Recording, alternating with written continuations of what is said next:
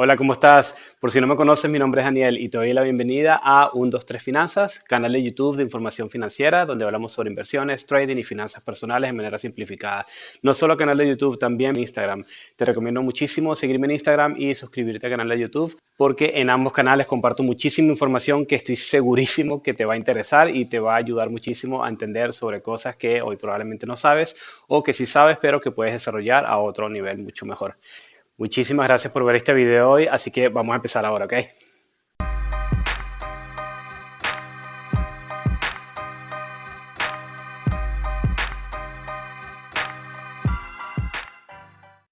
Esta semana se celebra acá en Estados Unidos, así como en muchas otras ciudades del mundo también, Thanksgiving o Día de Acción de Gracias. Es una semana bastante bonita, llena de muy buena vibra, de mucho compartir y donde la pasas muy bien con tus familias, amigos o incluso compañeros de trabajo. Lamentablemente este señor que está acá no la pasa muy bien, pero el resto de las personas yo creo que la pasan súper bien. Quiero aprovechar la ocasión para agradecer a todas las personas que creen que el tiempo que yo invierto para transmitir educación financiera a través de YouTube e Instagram merece la pena. Muchísimas gracias, de verdad, agradezco muchísimo que me sigas hoy, agradezco también que le des like al video, lo compartas, así como que me sigas en Instagram y también compartas mis posts allí. Pero bueno, es una manera que quiero hacer hoy de agradecer, y no solo agradecer, sino también quisiera hacer un pequeño ejercicio de reflexión. En este ejercicio de reflexión te quiero comentar que en este camino de aprendizaje sobre finanzas personales y educación financiera en materia de inversiones y trading, me he dado cuenta de que muchas personas, y me incluyo en esto, empiezan con una carrera sobre llegar a una libertad financiera o tener una libertad financiera cuando prácticamente esa carrera ya la tienes perdida. No quiero que te sientas mal con lo que te acabo de decir, de verdad, todo lo contrario. Por favor, sigue viendo este video hasta el final para que entiendas cuál es mi punto. También me he dado cuenta de que muchas personas que conozco y que no conozco definen libertad financiera como ser millonario, ser famoso, tener muchísimo dinero, etc. Y no hay concepto más erróneo que este. Y te voy a explicar por qué es erróneo. Te voy a dar una estadística que probablemente la sepas, probablemente no. Pero hace poco aprendí que más del 90% de las personas que tienen un capital total de más de 5 millones de dólares pasan totalmente desapercibidas. Esa persona puede ser un familiar que tú tengas, un amigo, quien sea, un compañero de trabajo.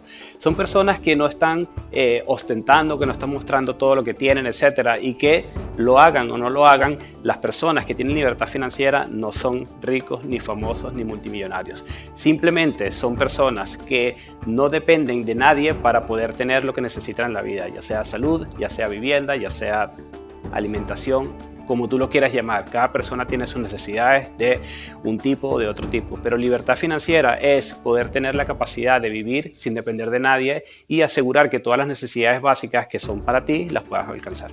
También, por otro lado, me he dado cuenta de que la mayoría, la gran mayoría de las personas pasan aproximadamente 20 años o más de 20 años educándose para ser unos profesionales íntegros y bien preparados para luego trabajar en unas empresas de prestigio, tener posiciones relevantes, tomar decisiones, manejar personal, etcétera, y sentirse súper bien.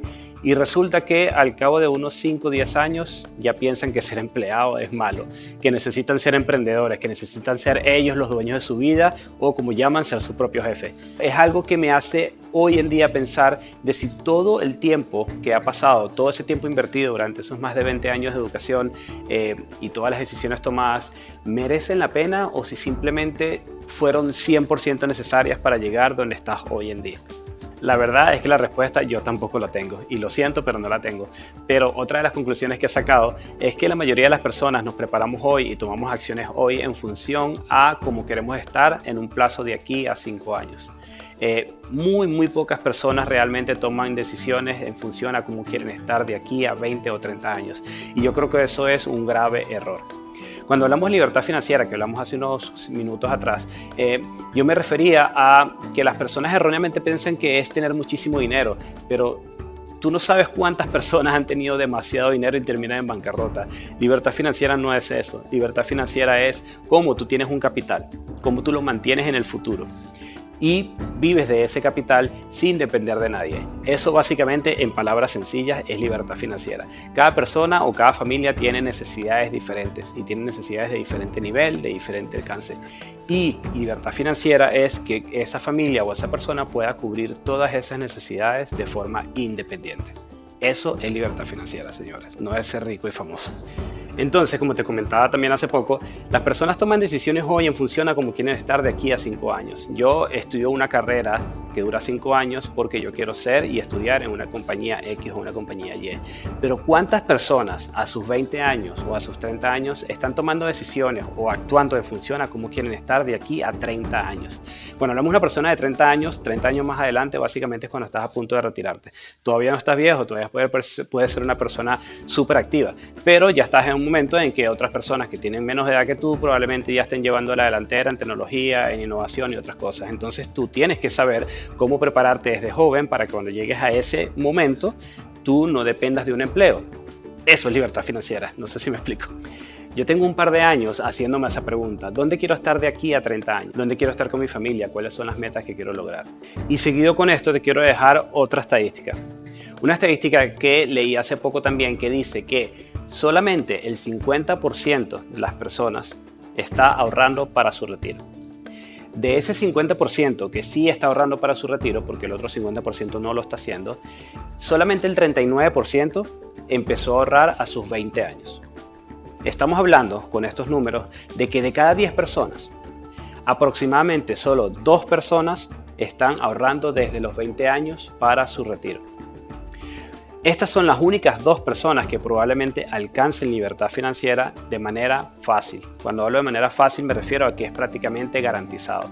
No quiere decir que las personas que empiezan tarde, como prácticamente estoy empezando yo también, no logren alcanzar libertad financiera cuando lleguen al retiro. Solamente que evidentemente se hace más complicado. El tiempo vale muchísimo, muchísimo y ya te voy a explicar por qué. Yo, así como probablemente tú también y así como probablemente la mayoría de las personas que no me ven a través de este canal o a través de Instagram, pensaba de que el fondo de retiro es simplemente una deducción que hacen de tu salario que otra persona que tú no sabes quién es la maneja por ti y te garantiza que cuando tú llegas a cierta edad donde te vas a retirar, tú tienes una cantidad de dinero que te va a alcanzar para vivir. Pero cuando tú ves a través de todo el mundo, nadie vive del seguro social, nadie vive de ese fondo de pensiones. Y te voy a dar unos números que son personales. Cuando yo vivía en Venezuela trabajé aproximadamente por unos 10 años después de que me gradué de la universidad. Cuando vivía en Venezuela, de mi sueldo era descontado un 3%. Ese 3% de mi sueldo iba a lo que es el seguro social.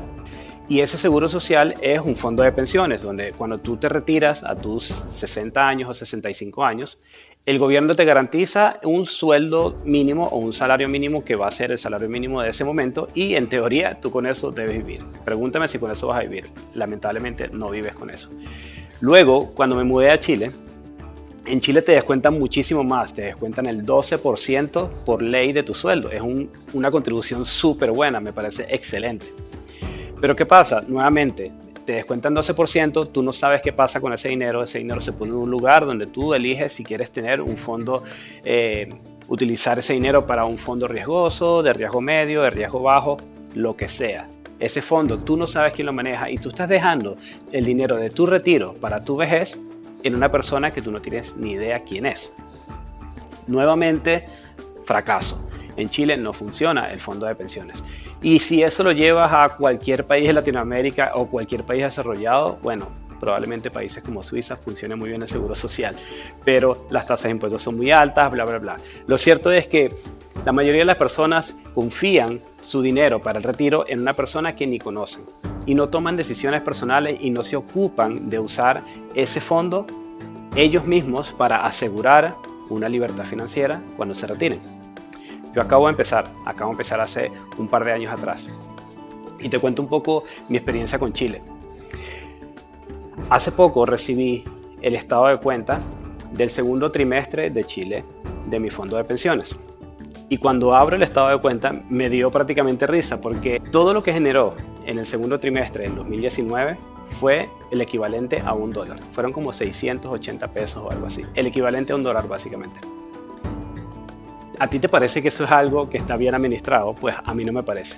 Independientemente de que la economía esté bien o mal, que tú tengas esos niveles de retorno tan mediocres te hace pensar de que las personas que manejan tu fondo de retiro, sea donde sea, están preocupadas porque ese dinero que esté allí pague una comisión y esas personas viven de esa comisión. Esas personas que no te conocen jamás se van a preocupar porque tú tengas un retorno que sea bueno o que sea lo necesario para que tú tengas un fondo acumulado al momento de retirarte que sea lo que necesitas para vivir. Entonces, empieza a tomar acción. Acá, cuando me mudé a California, en Estados Unidos, que fui trasladado desde Chile con la misma empresa que trabajaba allá, empecé a contribuir el 11%. Acá en Estados Unidos no te dicen cuánto debes contribuir, simplemente te ponen un rango de porcentaje y tú eliges. Obviamente mientras más contribuyas mejor, y en algunos casos te ofrecen un match hasta un porcentaje tope de 3% o 4%, que quiere decir que si tú dices, bueno, yo quiero contribuir 6%, si el tope es 4, ellos te ponen 4 y al final tienes 10%. Si quieres contribuir solo el 3% y el tope es 3, bueno, tienes 6% de tu sueldo acumulado en un fondo de pensiones. La diferencia está en que cuando yo llegué a Estados Unidos acá, empecé a educarme en este sentido.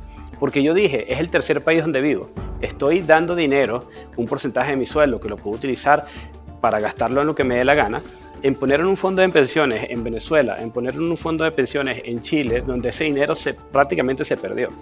Entonces yo dije, yo voy a vivir acá en Estados Unidos, no quiero volver a hacer lo mismo, quiero saber cómo se administra el fondo de pensiones en Estados Unidos. Y resulta que, para mi suerte, yo puedo manejar ese fondo de pensiones. Y es allí cuando yo empecé a educarme en materia de inversiones, porque ese fondo de pensiones entra directamente en un broker que lo administra por ti, así como hace cualquiera de estos otros países. Pero la diferencia es que tú tienes la opción de mover ese dinero a una cuenta donde tú mismo lo administras o tú misma lo administras y tú puedes tomar las decisiones de inversiones que tú quieras. Tú tomas el riesgo. Si no logras tener libertad financiera, si ese dinero no tiene el retorno que tú esperas, es tu responsabilidad. Pero tú sabes que tú estás haciendo tu mayor esfuerzo, no que se lo estás poniendo en manos a alguien y tú ni siquiera sabes quién es. Al final, con aproximadamente 17 años de carrera, donde he sido empleado de múltiples empresas, como te comenté, en Venezuela, en Chile y ahora en Estados Unidos, tengo ahorrando en mi fondo de pensiones en Estados Unidos aproximadamente 2 años. 2 años porque tengo 3 años acá, pero el primer año yo no contribuí acá porque mi sueldo seguía en Chile. Pero tengo aproximadamente ahorrando 2 años. Solamente en esos 2 años ya tengo acumulado más de lo que tenía acumulado en Chile y tengo acumulado más de lo que tenía acumulado en Venezuela, ambos juntos. ¿Por qué? Porque tomé decisiones, porque hoy en día mi portafolio, gracias a gran esfuerzo, está rindiendo mejor de lo que rinde la bolsa localmente y este año ha sido muy bueno. Pero aún así estoy logrando un nivel de retorno mejor al de la bolsa de Estados Unidos. Entonces, este es un mensaje de verdad que quiero transmitirte a ti como una reflexión, como una contribución de un aprendizaje que yo tuve y que me encantaría que muchas personas lo empezaran a tomar, que se empezaran a cuestionar qué van a hacer de aquí a 30 años, cómo van a vivir de aquí a 30 años. ¿Vas a vivir de tus hijos? ¿Vas a vivir de pensión? ¿Vas a vivir de tus familiares? ¿Vas a vivir, bueno, si ya eres millonario, pues probablemente ya tengas tu problema resuelto, pero si no lo eres, empieza a pensar qué vas a hacer de aquí a 30 años.